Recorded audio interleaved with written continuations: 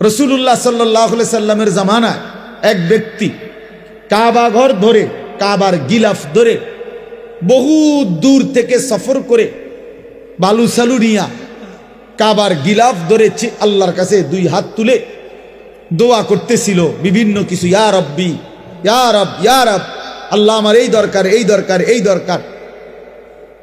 তিরমিজি শরীফের হাদিসের মধ্যে আছে, আল্লাহর নবী সাল্লাল্লাহু আলাইহি সাল্লাম সাহাবীদেরকে বললেন, দেখো তো, মাতামুহু হারাম, মাশরাবুহু হারাম, গুজিয়া বিল হারাম, ফাআন্না ইউস্তাজাবু লাহ।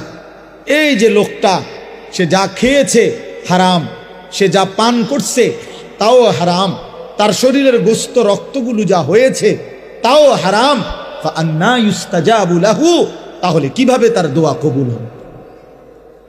যদিও সে কাবার গিলাফ ধরে রাখছে, যদিও সে আল্লাহর ঘরের সামনে। তো রাসূলুল্লাহ সাল্লাল্লাহু আলাইহি সাল্লাম যদি বলেন হারাম খোরের দোয়া কবুল হয় না, তা আপনি গাছ জোরে নি দোয়া কবুল করাবেন? কথা বলেন না। ইমাম সাহেব রেটে 100 দিলে ইমাম সাহেব দোয়া কবুল করাইয়া এরপরে বেহেশতে জমা দিয়ে আইব না?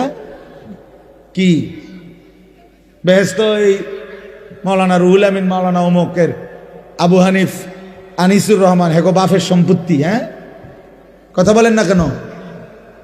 বেহেশত কি ইমাম সাহেবের বাফের সম্পত্তি? তো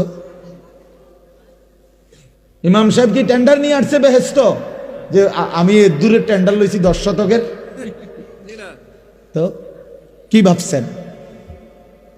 আপনার সমস্ত জিন্দিগির পুরা নাফরমানি ইমাম সাহেবকে 100 দিয়ে মিলাই দিব, এত খামখেয়ালি ভাবলেন? সারা জিন্দিগির সমস্ত হারাম উপার্জন 200 টাকা দিয়া ইমাম সাহেব সাফ করায় নিব, এটা কি আসলে? এতটা মামুলি কিভাবে ভাবলেন? এতটা খামখেয়ালি কিভাবে মনে করলেন? এত এব আল্লাহর নবী সাল্লাল্লাহু আলাইহি ওয়াসাল্লাম বলছেন, লা ইয়াদখুলুল জান্নাতা জাসাদুন গুজিয়া বিল হারাম।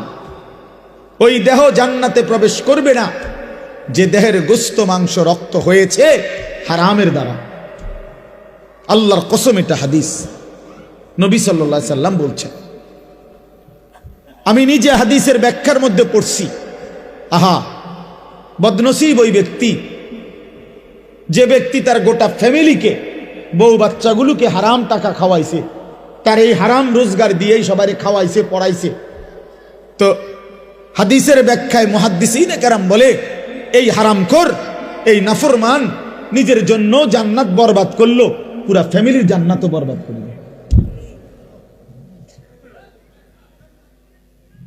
পুরা ফ্যামিলির জান্নাত বরবাদ করে দিল, সবার জান্নাত বরবাদ করে দিল। এই জন্য বাবা, আপনি যদি মনে করেন ইসলাম শুধু নামাজ না, ইসলামের গুরুত্বপূর্ণ ইবাদত নামাজ, কিন্তু ইসলাম শুধু নামাজ না। ইসলামের গুরুত্বপূর্ণ ইবাদত রোজা, কিন্তু ইসলাম শুধু রোজা না। ইসলামের অত্যন্ত গুরুত্বপূর্ণ ইবাদত হজ, কিন্তু ইসলাম শুধু হজ না, শুধু হজ না। ইসলাম পুরা দিন মানা। ইয়া আইয়ুহাল্লাযীনা আমানু দুখুলু ফিস সিলমি কাফা, পুরা দিনে প্রবেশ করে। আল্লাহ বলছে 100 100 100 100। এই জন্য আমি আপনাদের কাছে এই প্রথম কথা এটা বললাম, কেউ, আমিও আপনিও নিয়ত করেন কাউকে ঠকাবেন না, বলেন ইনশাআল্লাহ। এটা অনেক বড় জঘন্য, অনেক বড় নিকৃষ্ট মানসিকতা, নিকৃষ্ট মানসিকতা।